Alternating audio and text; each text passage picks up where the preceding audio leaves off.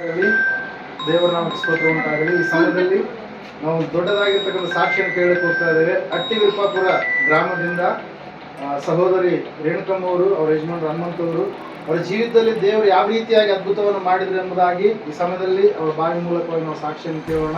ಅಮ್ಮ, ನಿಮ್ಮ ಹೆಸರು ಏನು ಸಮಸ್ಯೆ ಇತ್ತಮ್ಮ ನಿಮಗೆ? ಎಷ್ಟು ವರ್ಷಗಳಿಂದ ಮಕ್ಕಳಾಗಿದ್ದೀವಮ್ಮ?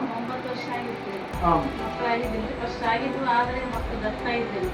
ಅದ್ರ ಸಂಬಂಧ ಇಲ್ಲಿ ನಮ್ಮ ಆಯದಲ್ಲಿದ್ದರು, ಅವರು ರೋಗಂಬಲ್ಲಿ ಅಂತ ಹೇಳಿದ್ರೆ ಆಮೇಲೆ ಅಲ್ಲಿಗೆ ಬಂದಿವೆ. ಅಲ್ಲಿಗೆ ಆದ್ರೂ ಮತ್ತೆ ನನಗೆ ಇನ್ನ ನಂಬಿಕೆ ಇದ್ದಿಲ್ಲ. ಫಸ್ಟಿಗೆ ಅಲ್ಲಿ ಹೋಗ್ರಿ ಇಲ್ಲಿ ಹೋಗ್ರಿ ಇದಾಗುತ್ತೆ ಅಂತ ಹೇಳಿದ್ರೆ ಮುಂಚಿತವಾಗಿ ಎಲ್ಲೆಲ್ಲಿ ತೋರಿಸಿದ್ರಿ? ನಾವು ರಾಯಚೂರು ಎಲ್ಲ ತೋರಿಸಿದ್ವಿ. ರಾಯಚೂರು ಮತ್ತೆ ದೇವರು ಎಲ್ಲ ಜಗ್ಗಿ ಅಡ್ಡಾಡಿದ್ವಿ ಯಾವಾಗ, ಆದ್ರೂ ಏನಾಗಲಿಲ್ಲ. ಲಾಸ್ಟಿಗೆ ಹೇಳಿದ್ಮೇಲೆ ಬಂದಿವೆ. ಎಷ್ಟು ಜನ ಮಕ್ಕಳು ನಿಮಗೆ? 3 ಮಕ್ಕಳು. ಹಲ್ಲೆಲೂಯಾ. ಯಶವಂತ್, ಯಶಿಕಾ, ಯತೀಂದ್ರ ಎನ್ನುವಂತ 3 ಮಕ್ಕಳನ್ನ ದೇವರು ಅದ್ಭುತವಾಗಿ ದಂಪತಿಗಳಿಗೆ ಅನುಗ್ರಹ ಮಾಡಿ 9 ವರ್ಷಗಳ ಕಾಲ ಕುಟುಂಬದಲ್ಲಿ ಒಬ್ಬರೇ ಮಗರಿ, ಪಾಪ ಹನುಮಂತವರು ಗಂಡ್ಮಗ ಒಬ್ಬರೇ.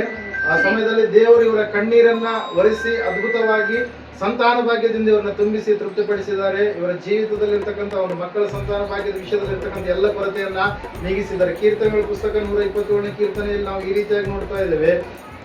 ಗರ್ಭಫಲವು ಯೆಹೋವನು ಕೊಡುವಂತ ಬಹುಮಾನ, ಪುತ್ರ ಸಂತಾನವು ಆತನಿಂದ ಬಂದ ಸ್ವಾಸ್ಥ್ಯ ಎಂಬುದಾಗಿ ದೇವರ ಆ ವಾಗ್ದಾನವನ್ನ ತನ್ನ ಸನ್ನಿಧಾನಕ್ಕೆ ಬಂದಿರತಕ್ಕಂಥ ಇವರ ಜೀವಿತದಲ್ಲಿ ನೆರವೇರಿಸಿದ್ದಾನೆ. ಅಪ್ಪವರು ಆ ಸಮಯದಲ್ಲಿ 2017ರಲ್ಲಿ ಇವರು ಆಲಯಕ್ಕೆ ಬಂದಾಗ ಬಹಳ ಕಣ್ಣೀರಿನಿಂದ ಇವರು ಕೇಳಿಕೊಂಡ್ರು.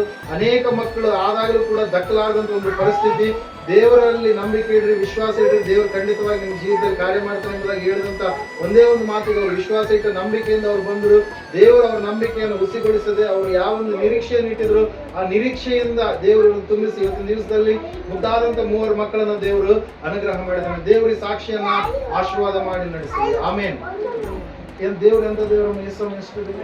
ಒಳ್ಳೆ ದೇವರು. ಹಲ್ಲೆಲೂಯಾ. ದೇವರ ಸಾಕ್ಷಿಯನ್ನ ಆಶೀರ್ವಾದ ಮಾಡಲಿ. ಆಮೇನ್.